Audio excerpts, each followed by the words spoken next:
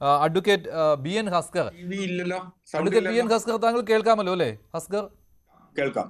ഹസ്കർ, ഇത് ഏത് വിധത്തിൽ ന്യായീകരിക്കാൻ പറ്റും ഹസ്കർ? കാരണം ഹൈക്കോടതി വളരെ സുവ്യക്തമായിട്ട് കാര്യങ്ങൾ പറഞ്ഞിരിക്കുകയാണ്. ഇത് ഹൈക്കോടതിയുടെ ഒരു വിധി തന്നെയാണ്.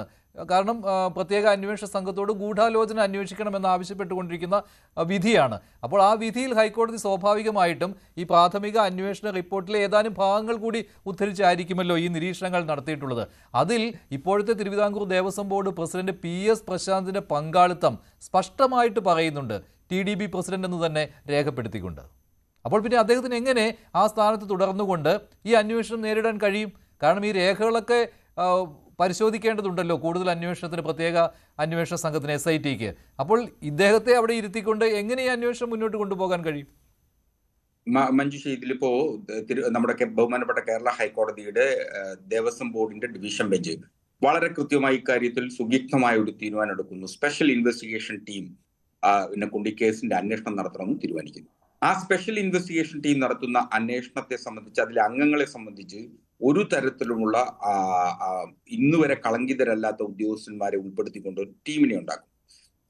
ദേവസ്വം ബോർഡിന്റെ 2019 മുതൽ 25 വരെയുള്ള കാലഘട്ടങ്ങളിൽ നടന്നിട്ടുള്ള എല്ലാ ക്രമക്കേടുകളെയോ അല്ലെങ്കിൽ പാളിച്ചകളെ സംബന്ധിച്ചും അന്വേഷിക്കണമെന്ന് ദേവസ്വം ബോർഡ് ഡിവിഷൻ ബെഞ്ച് നിർദ്ദേശിക്കുന്നു. ആ നിർദ്ദേശത്തിന്റെ ഭാഗമായി ഇപ്പോഴത്തെ പ്രസിഡന്റ് ഏതെങ്കിലും തരത്തിൽ വീഴ്ചകൾ സംഭവിച്ചിട്ടുണ്ടോ എന്നുള്ളതും അന്വേഷിക്കണം എന്ന് പറയുന്നതിൽ അസ്വാഭാവികതയൊന്നുമില്ല.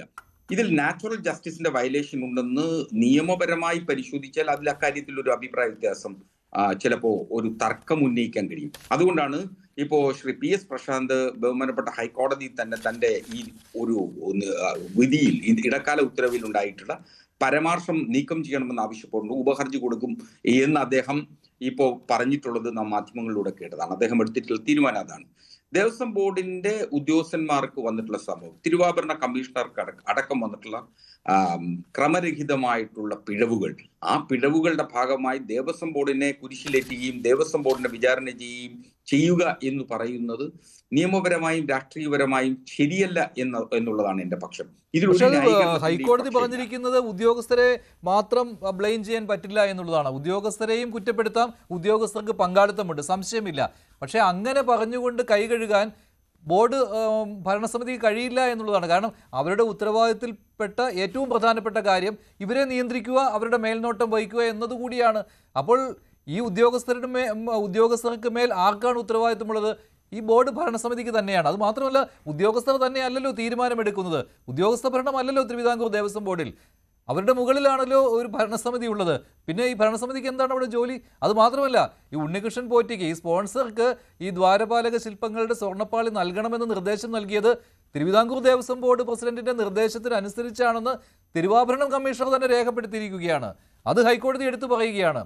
ഇത് വിജിലൻസിന്റെ അന്വേഷണത്തിലും പ്രത്യേക അന്വേഷണ സംഘത്തിന്റെ പ്രാഥമിക അന്വേഷണത്തിലും കണ്ടെത്തിയ കാര്യമാണ് സർ. അല്ല, നിശ്ചയമായി അത് ഇപ്പോ തിരുവാഭരണം കമ്മീഷണർ നൽകിയിരിക്കുന്ന മൊഴികളുടെ അടിസ്ഥാനത്തിലും ആണ് ഇപ്പോ ദേവസ്വം ബോർഡിന്റെ പ്രസിഡന്റ് ശ്രീ PS പ്രശാന്തിനെതിരെ ഇത്തരമൊരു പരാമർശം ഹൈക്കോടതി വന്നിട്ടുള്ളതെന്ന് നമുക്ക് മൊഴി മാത്രമല്ല, കത്തുമുണ്ട്, ഉത്തരവുണ്ട്. ആ ഉത്തരവുണ്ട്. ആ പരാമർശം, ഹൈക്കോടതിയുടെ ഉത്തരവിന്റെ പരാമർശത്തിൽ ദേവസ്വം കമ്മീഷണർ ആദ്യം ഉത്തരവിടുക, നിർദ്ദേശം നൽകുക, ഈ പറയുന്ന സ്മാർട്ട് ക്രിയേഷൻസിന് സാങ്കേതികമായ വൈദഗ്ധ്യമില്ല, അതുകൊണ്ട് അങ്ങോട്ട് കൊടുത്തു വിടണ്ട സ്പോൺസർ വഴിയെന്ന്. ഈ സ്പോൺസർ എന്ന് പറയുന്നത് ഉണ്ണികൃഷ്ണൻ പോറ്റിയാണല്ലോ. ഗ്യാരണ്ടി അദ്ദേഹത്തിന്റെ പേരിലായതുകൊണ്ടാണല്ലോ അദ്ദേഹം വഴി സ്മാർട്ട് ക്രിയേഷൻസിൽ എത്തിക്കാൻ ശ്രമിക്കുന്നത്. പോറ്റിയും സ്മാർട്ട് ക്രിയേഷൻസും തമ്മിലാണ് 40 വർഷത്തെ ഗ്യാരണ്ടി. 6 വർഷമായപ്പോഴേക്കും പൂശിയ സ്വർണ്ണമെല്ലാം ചെമ്പ് തെളിഞ്ഞു കഴിഞ്ഞു. 6 വർഷം പോലും എടുത്തില്ല. 2004 തന്നെ ഈ കത്തിടപാടുകൾ തുടങ്ങിയതാണ്. മെയിൽ ഇടപാടുകളും ഞാൻ കൊണ്ടുപോയി മെയിൻ്റെയിൻസ് ചെയ്ത് തരാം എന്നുള്ളത് പോറ്റി ദേവസ്വം ബോർഡിനെ അറിയിക്കുന്നതൊക്കെ. അതായത് 5 വർഷം, ഈ സ്വർണം പൂശി 5 വർഷം കഴിഞ്ഞപ്പോൾ ചെമ്പ് തെളിഞ്ഞു തുടങ്ങി. അത് പോട്ടെ. അപ്പോൾ ഇക്കാര്യങ്ങൾ ഞാൻ എന്താണ് പറഞ്ഞു വന്നത്, ഈ ഉണ്ണികൃഷ്ണൻ പോറ്റിയുടെ കൈവശം എത്തിക്കുവാനുള്ള ശ്രമങ്ങൾ എന്തൊക്കെയാണെന്ന് അക്കമിട്ട് നിരത്തുകയാണ് ഹൈക്കോടതി. വെറുതെ ഹൈക്കോടതി ഇത് പറയുന്നതല്ല. ആദ്യം സ്പെഷ്യൽ കമ്മീഷണർ ഹൈക്കോടതിയെ കാര്യങ്ങൾ ബോധിപ്പിച്ചു, വിജിലൻസ് ബോധിപ്പിച്ചു, പ്രത്യേക അന്വേഷണ സംഘത്തിന്റെ പ്രാഥമിക റിപ്പോർട്ടുണ്ട്. ദേവസ്വം കമ്മീഷണർ ഒരാഴ്ച കഴിഞ്ഞപ്പോഴേക്കും നിലപാട് മാറ്റി, എന്നാൽ കൊടുത്തു വിടാമെന്നാക്കി. എന്താണ് അതിന് കാരണം? തിരുവാഭരണം കമ്മീഷണറുടെ ഒരു കത്തുണ്ട്. തിരുവിതാംകൂർ ദേവസ്വം ബോർഡ് പ്രസിഡന്റിന്റെ നിർദ്ദേശപ്രകാരം ഈ സ്പോൺസർക്ക് കൊടുക്കുന്നതിൽ തെറ്റില്ല എന്ന്. അപ്പോൾ ആരാണ് ഇടപെട്ടത്? ആരാണ് ഈ സ്പോൺസറായ ഉണ്ണികൃഷ്ണൻ പോറ്റിയിലേക്ക് സ്വർണ്ണപ്പാളികൾ എത്തിച്ചു കൊടുക്കുന്നതിന് ഉത്തരവാദി? Thiruvithamkoor Devaswom board president. ആരാണ് പ്രസിഡന്റ്? PS പ്രശാന്താണ്. അല്ല, ഇതില് മഞ്ജുഷയ്ക്ക് വളരെ കൃത്യമായിട്ട് ഒരു അന്വേഷണം നടക്കുന്നുണ്ട്. ആ അന്വേഷണത്തിന്റെ സമഗ്രമായ റിപ്പോർട്ടുകൾ ഹൈക്കോടതിയിൽ നിരീക്ഷണത്തിലുമാണ്. ഹൈക്കോടതി അത് വളരെ കൃത്യമായി പരിശോധിക്കുന്നുണ്ട്. ആ പരിശോധനയുടെ ഫലമായിട്ട് ഹൈക്കോടതി ചില നിരീക്ഷണങ്ങൾ ഇപ്പോൾ നടത്തിയിട്ടുണ്ട്. അതിൽ തിരുവിതാംകൂർ ദേവസ്വം ബോർഡ് പ്രസിഡന്റിന് സൂപ്പർവൈസറി ലാപ്സസ്, ഞാൻ അങ്ങനെയാണ് അതിനകത്ത് കാണുന്നത്, അദ്ദേഹത്തിന് സൂപ്പർവൈസറി ലാപ്സസ് ഇക്കാര്യത്തിൽ സംഭവിച്ചിട്ടുണ്ടാവാം. ആ നിഗമനത്തിലേക്ക് എത്തുക അല്ലാതെ മറ്റേതെങ്കിലും ഒരു ക്രിമിനൽ ഗൂഢാലോചന, ഏതെങ്കിലും ഒരു കുറ്റകൃത്യം നടത്തുന്നതിലേക്ക് ഒരു ക്രിമിനൽ ഗൂഢാലോചന ഇക്കാര്യത്തിൽ ഉണ്ടെങ്കിൽ രണ്ട് മനസ്സുകൾ തമ്മിലുള്ള സംയോജനമാണ്, ഏതെങ്കിലും ഒരു കുറ്റകൃത്യം നടപ്പിലാക്കുന്നതിന് വേണ്ടിയിട്ടുള്ള സംയോജനമാണ് ഈ ക്രിമിനൽ ഗൂഢാലോചന എന്നതുകൊണ്ട് അർത്ഥമാക്കുന്നത്. അങ്ങനെ ഗൂഢാലോചന ഉണ്ടായിട്ടില്ലേ അഡ്വക്കേറ്റ് BN ഭാസ്കർ? അവിടെ ശബരിമലയ്ക്ക് വേണ്ടി ഒരു സ്പെഷ്യൽ കമ്മീഷണർ ഇല്ലേ?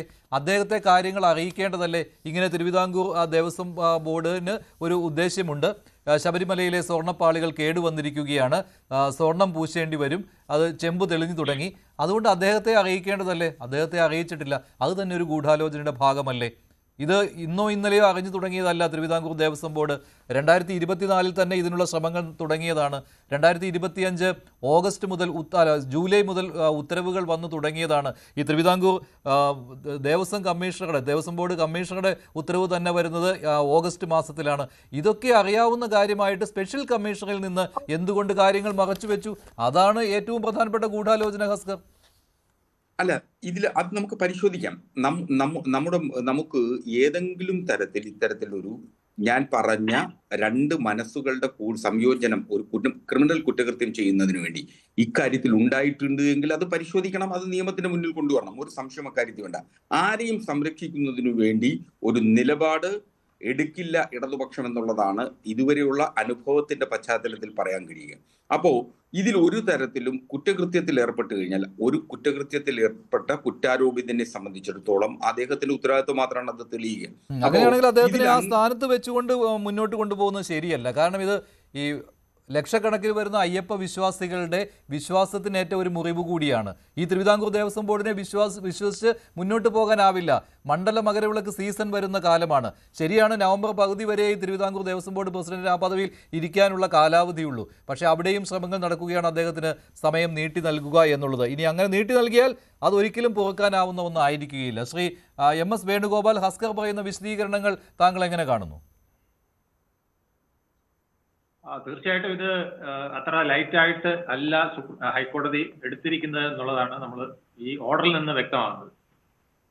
സുപ്രീം കോടതിയുടെ സുപ്രധാനമായ മനോഹർലാൽ ശർമ്മ വേഴ്സസ് പ്രിൻസിപ്പൽ സെക്രട്ടറിയുടെ ആ വിധിയിൽ തന്നെ സൂചിപ്പിച്ചുകൊണ്ട് ബഹുമാനപ്പെട്ട ഹൈക്കോടതി തന്നെ പറയുകയാണ്, ഉന്നത കോടതിയുടെ പരിധിയിൽ അന്വേഷണത്തിൽ സ്വതന്ത്രവും സുതാര്യവും സമയബന്ധിതവും